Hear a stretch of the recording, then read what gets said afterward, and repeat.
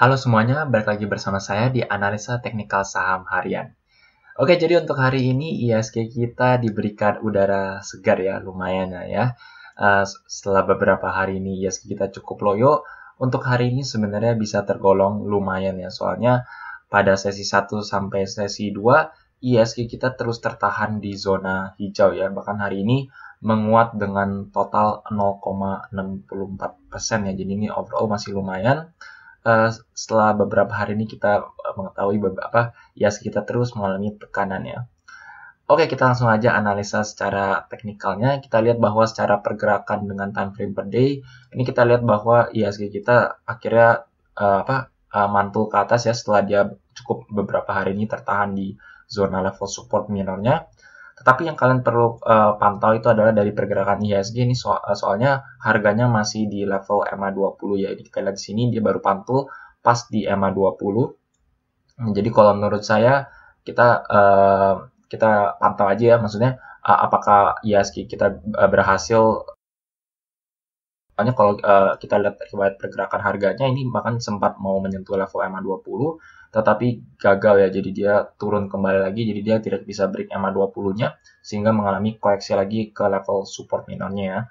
Nah saat ini seperti yang sebelum saya analisa sebelumnya ya, bahwa pergerakan IHSG kan emang sudah mendekati EMA20 ya, jadi menurut saya pergerakan IHSG akan berkisaran di sekitar level support dan juga level EMA20-nya ya. Dan saat ini menurut saya IHSG ini lagi ngetes level EMA20-nya, apakah dia bisa break EMA20-nya atau tidak ya.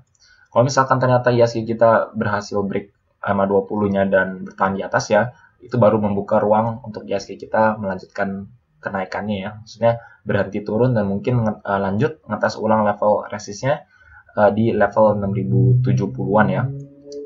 Nah, kita lihat aja dari secara MACD-nya sekarang sudah mulai menanjak ya, histogramnya pun sudah mulai hijau kembali.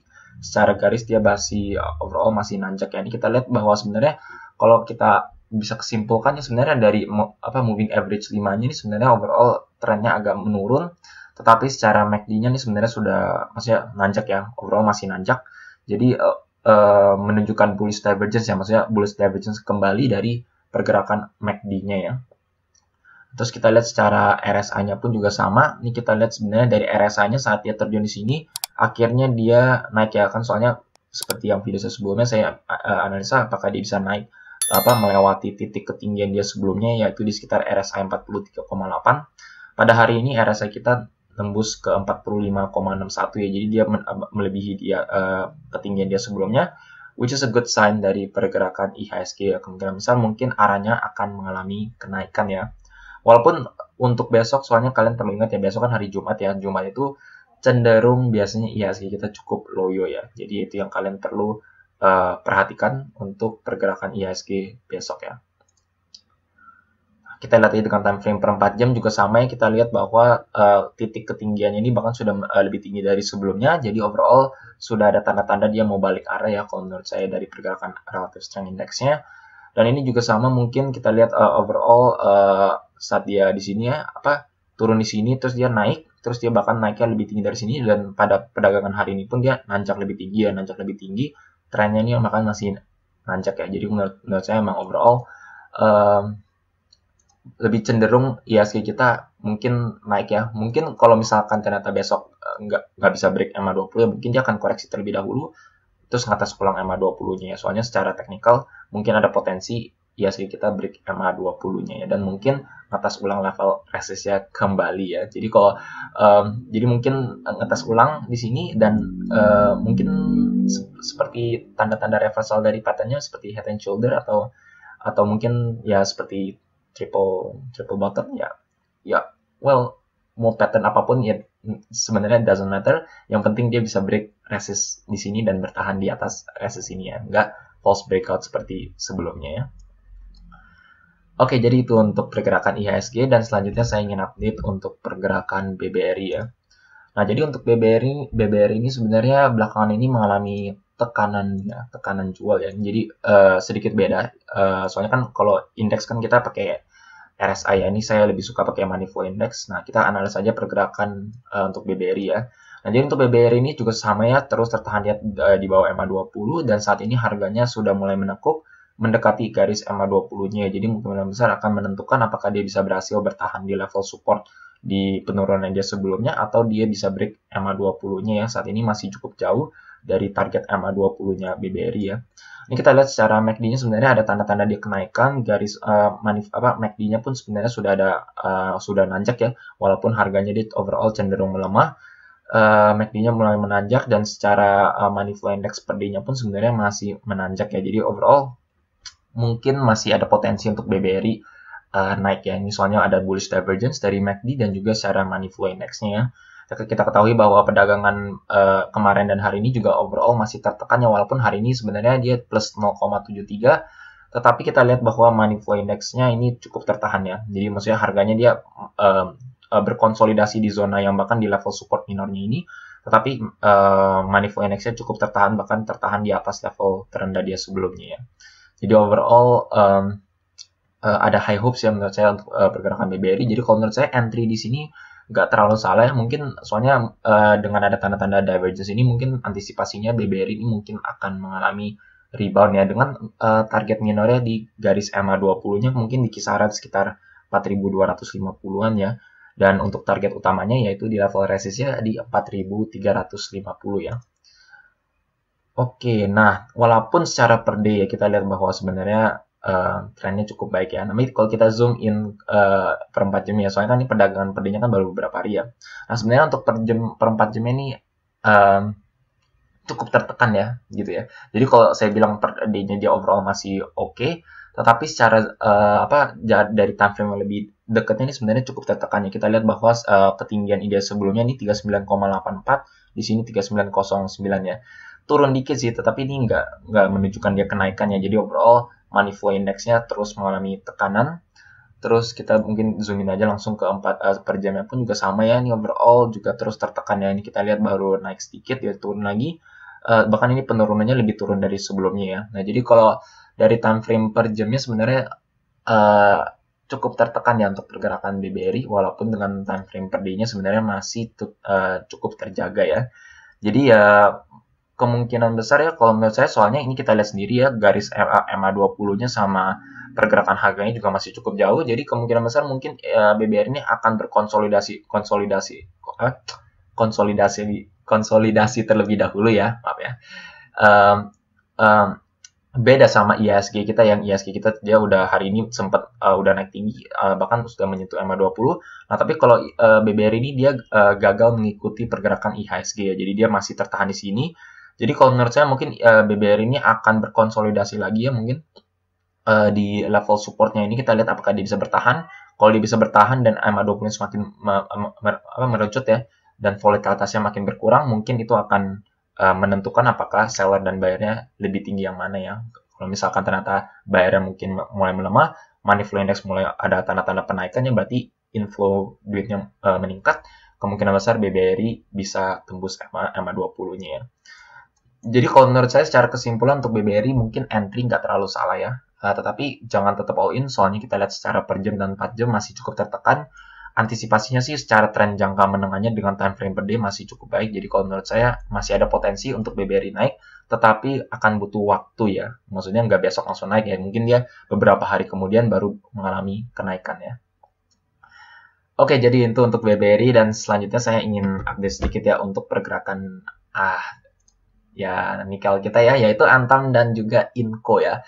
Ini secara hanya singkat saja, soalnya kita ketahui bahwa nikel kita terus mengalami kenaikan yang mungkin di video saya sebelumnya saya sudah mention, dan akhirnya ternyata hari ini dia betul naik ya. Dan kalau menurut saya Antam ini sudah mencapai target ya, target pertama ya, maksudnya ya first target kita ya kalau sebagai trading. Soalnya nih Antam ini pas banget ya menyentuh di level resistnya di 2520, dan terdapat tahanan ya. Jadi pas di level resist tuh udah ada tahanan. Pada hari ini pun Antam tertutup di zona di level 2510 ya, jadi masih overall masih good. Kalau menurut saya untuk kalau take profit di sini sebenarnya nggak terlalu salah ya. Soalnya kita lihat secara money flow index sebenarnya per day-nya pun sudah di level overbought. Kita dengan time frame per 4 jamnya pun juga sama ya, sudah overbought, dan juga dengan time frame per jamnya pun bahkan sudah ada tanda-tanda pelemahannya saat dia menyentuh di level sini. Dia naik overall nih candlenya naik lebih tinggi lagi, atau di level yang relatif sama, kita lihat bahwa money flow index sebenarnya sudah cukup melemah ya. MACD-nya pun sebenarnya histogramnya pun sudah juga menunjukkan pelemahan ya. Jadi kalau menurut saya nggak terlalu salah untuk kalian take profit terlebih dahulu ya, untuk kalian yang trading di Antam dan berhasil masuk di level yang cukup rendah. Soalnya kita ketahui bahwa nikelnya sudah beberapa hari ini naik terus ya, jadi kemungkinan besar mungkin nikel akan mengalami koreksi, apalagi besok itu hari Jumat dengan money flow index yang sangat overbought, mungkin akan koreksi terlebih dahulu ya, yaitu pullback dari uptrend dari pergerakan Antam ya. Pergerakan nikel kita ya ini bahkan sangat luar biasa ya, saya juga kurang tahu ya kenapa ini nikelnya sangat luar biasa. Ini saya sekilas saja sedikit ya. Soalnya kita lihat bahwa nikelnya ini naik terus ya. Ini kita lihat dengan chartnya aja.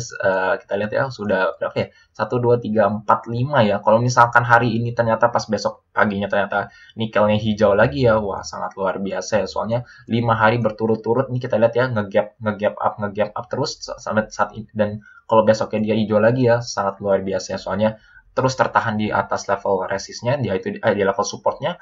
Kalau misalkan terus terjaga seperti ini, yaitu di atas moving average 5, terus naik terus ya, kemungkinan besar ini strong uptrend sekali dengan target kenaikannya yaitu di 1336 di level ini ya, di resist ini ya. Jadi kemungkinan besar mungkin Antam nikel mungkin bisa balik ke harga 18.000 USD per ton lagi ya, dan atau bahkan ke 19.000 ya, itu ke titik ketinggian dia sebelumnya. Dan kalau misalkan ternyata mencapai situ, mungkin Antam Inco bisa balik ke harga jayanya dia sebelumnya ya, yaitu di sekitar 3.000-an, dan untuk Inco mungkin di sekitar 6.000-an ya. Oke, jadi itu untuk pergerakan Antam, dan sekilas saya bahas untuk pergerakan Inco ya. Nah, jadi untuk Inco ini juga mirip ya, seperti Antam. Kita lihat bahwa mirip di bagian ini ya, sebenarnya saya bahas ininya. Kita lihat secara pergerakan harganya terlebih dahulu ya. Nah, untuk pergerakan harganya sebenarnya ini masih cukup bagus ya. Kita lihat bahwa harganya terus tertahan di atas MA20, overall masih uptrend ya, masih baik.